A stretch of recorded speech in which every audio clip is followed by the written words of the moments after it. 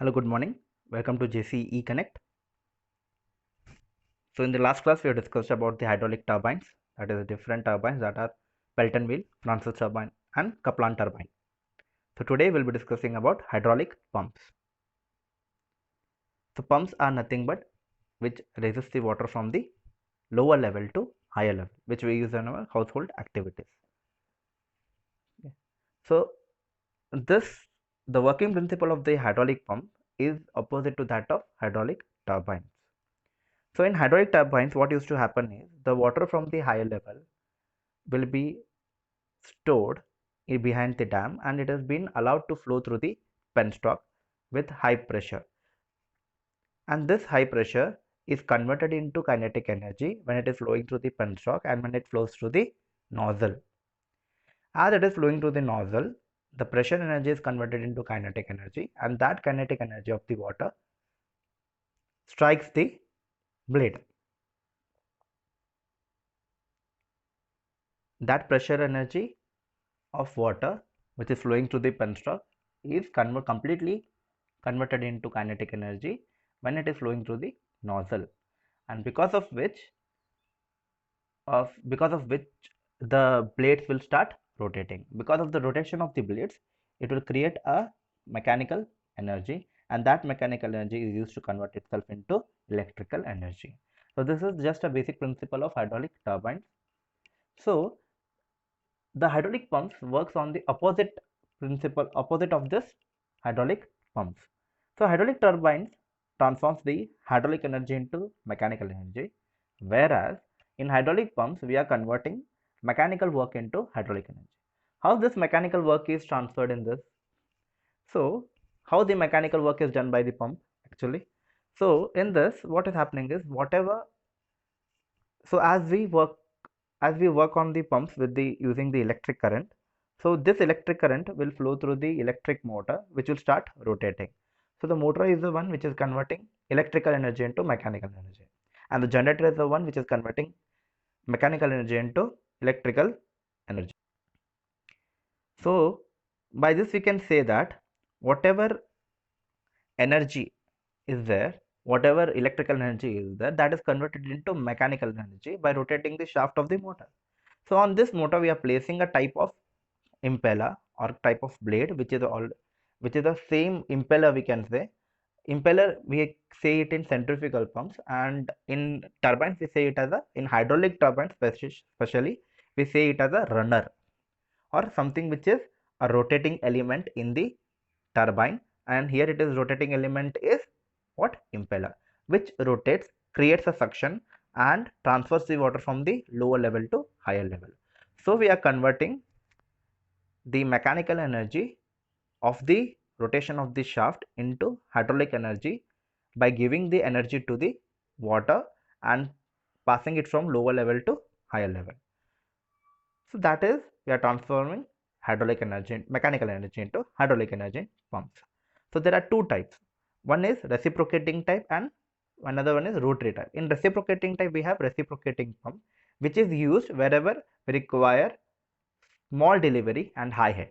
Small delivery means we require at the end, we require small amount of water, or small quantity of water, and high head. So where we require the high head means head is nothing but it is the point, or it is the point, or it is the height at which we have to raise the water. Height for which we have to raise the water is nothing but head. So that is, we require high head in reciprocating type. So in rotary type, the example is centrifugal pump, which is used for large delivery of water, and which is which can be used for small head. Or head means I have told you, that is head is the height at which we have to which we have to raise the water. So first we'll go with the centrifugal pump. So centrifugal pump converts the mechanical energy into hydraulic energy by means of centrifugal force acting on the fluid. So how the centrifugal force is acting on the fluid? So then how it is converting mechanical energy to pressure energy? See, as in turbines we have seen that pressure energy is converted into velocity. or kinetic energy. So here it is opposite. So here the velocity energy is, or the kinetic energy is converted into pressure energy. As you can see, this impeller is, so by the principle of radial inward flow reaction turbine, that is, we can say Francis turbine. In Francis turbine, what used to happen? The water is to enter like this.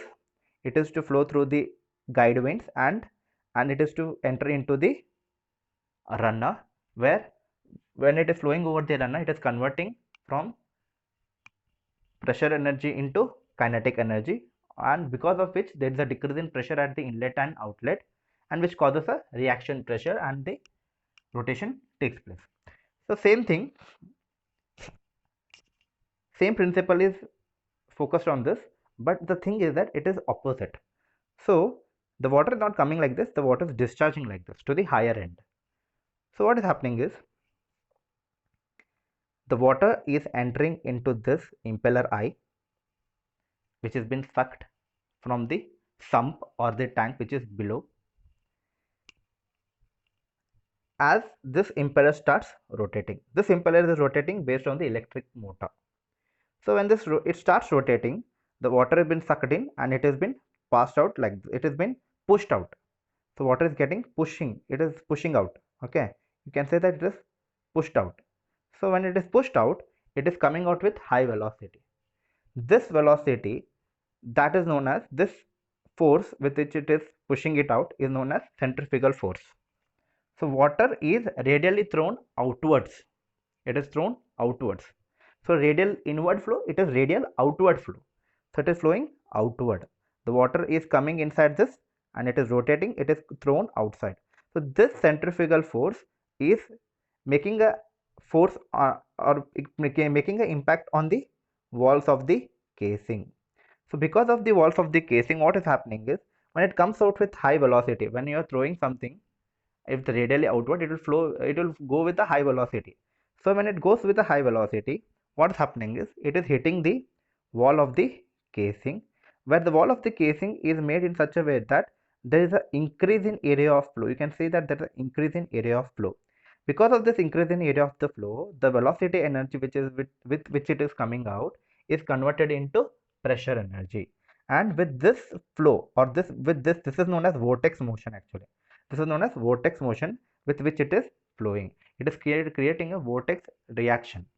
So because of this vortex motion, it is coming out with high velocity, and because of the casing shape, or the area between the impeller and the casing, what is happening is, the fluid which is coming out will start hitting the walls of the casing and getting converted into pressure energy, and it is discharged with a high pressure.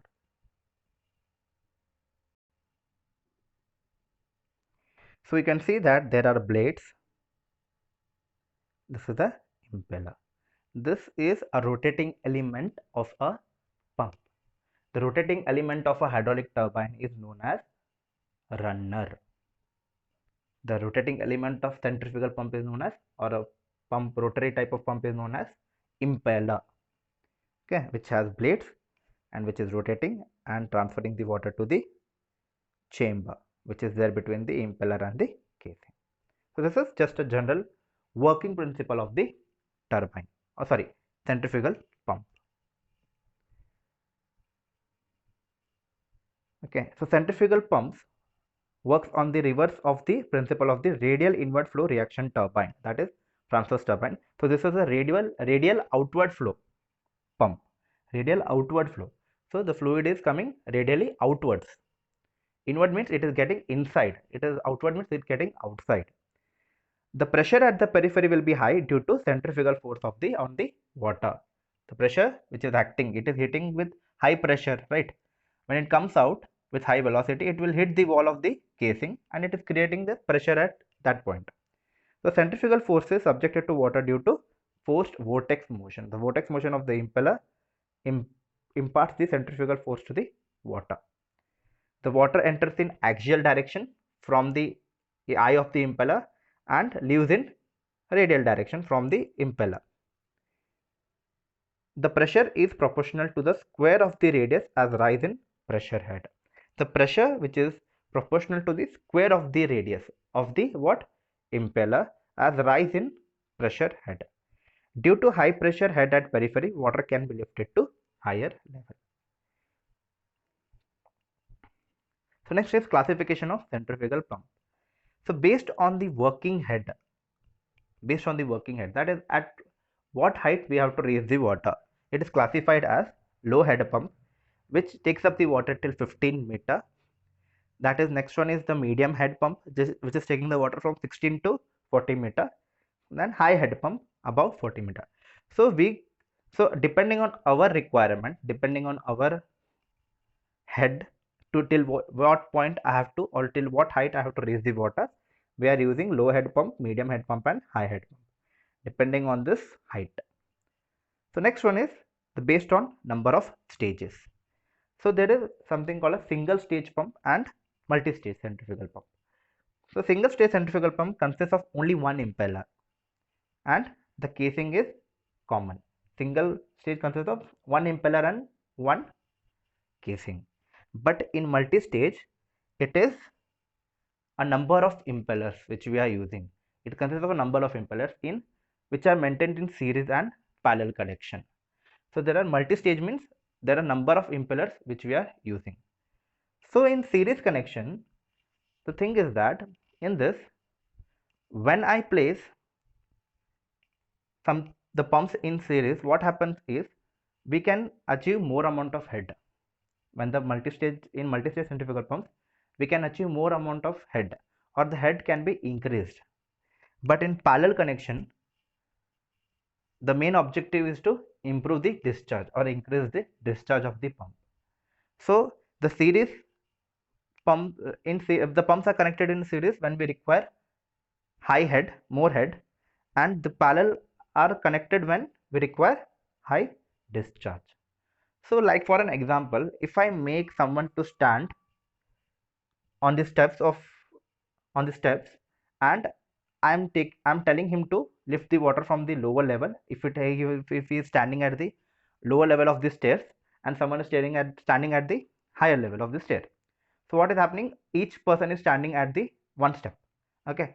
So now a person will lift the water and give it to the second person.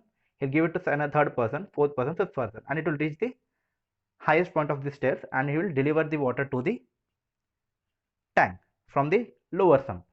So it has been transferred alternatively. So I have increased the head. So we are placing the people in series. So if we go to parallel connection, what happens is if I place two tanks opposite to each other and I will make to stand three people on each tank. Okay. And simultaneously they are taking the water and giving it to the other person and is putting the water inside it. Simultaneously all these three people are taking the water from one tank and passing it to the other tank. So what happens? The discharge of the water from the tank 1 to the tank 2 is increasing. So in series connection, we are using only for improving the head, and for parallel connection, we are using only for improving the discharge. Sorry. So based on the direction of the flow through the impeller, that is radial flow pump, axial flow pump, and mixed flow pump. This you have also observed in turbines, hydraulic turbines. So radial flow pumps means the fluid is flowing radially. The axial flow pump means the water is flowing axially through the pump, and the mixed flow pump means it is flowing axially and radially both, which happens in centrifugal pump. So the water will enter in axial way and flows out radially outward. One more type of classification is based on type of casing. The first one is the volute casing. So in this type of casing, the impeller is surrounded with a spiral casing. You can see the last diagram which I have explained about the centrifugal pump, that is the same diagram for this. That is nothing but a volute casing. So in this volute casing, there is a gradual increase in the area of the flow. Thus the decreasing velocity at the walls, and it will increase the pressure. So as I have seen, as I have explained in the centrifugal pumps, the fluid is coming with high velocity. It will hit the walls. Because of hitting the walls, it will reduce its velocity, When the velocity reduces, it is converted into pressure energy, and the pressure energy is being transferred from this to the discharge end. So it produces gradual increasing area of flow. You can see that the area of flow, which is this, which is between the impeller and the casing, is increasing. The area of flow is increasing, and because of this increase in area of flow, what is happening? There is a decrease in the velocity of the liquid at the walls, and there is an increase in pressure. So the pressure is converted from lower pressure to higher pressure, and some of the energies take place due to function of some loss of energies takes place due to function of eddies. Eddies formation is nothing but it is a kind of loss of energy, so which is happening in the liquid because of the vortex motion created by the impeller. Because of this vortex motion, whatever energy has to be supplied by the velocity, there is, which is cannot be completely converted into pressure energy. So that are some losses which we face in a pump. So next, one more type is vortex casing. You can see the only difference between this vortex casing and volute casing is that there is no increase in area of flow passage.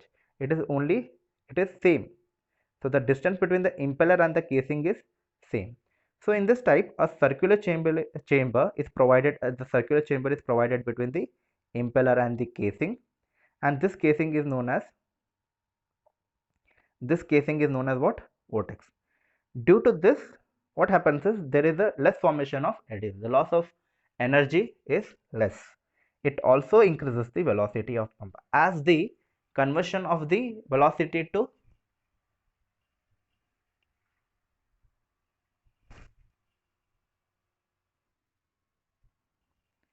as the conversion of pressure into velocity velocity into pressure increases, the velocity of the pump also increases. So next is diffuser casing. So in diffuser casing, we are provided with guide plates which acts as the diffuser. So what is a diffuser? Diffuser is an opposite type of nozzle. So in nozzle, what happens? The velocity and the pressure energy is converted into velocity energy. But in diffuser, it is the opposite. The velocity energy is converted into pressure energy. So in this, whatever fluid is coming out from the impeller, it is first flowing through the diffuser or guide vanes, which is converting the water from higher velocity to lower velocity, and it is flowing over the in this chamber and coming out. So here what happens? The water is coming with high velocity from the impeller. It is flowing over these diffusers. So diffuser is converting what? The velocity of the fluid into pressure energy. This pressure energy is coming out from the diffuser or guide vanes and flowing out with high pressure from the pump. So in this guide plates, which are in the shape of diffuser, surrounds the impeller. The diffuser converts the velocity into pressure and energy and comes out with high pressure. Okay, thank you for watching the video, and if you have any queries, you can contact me. Thank you.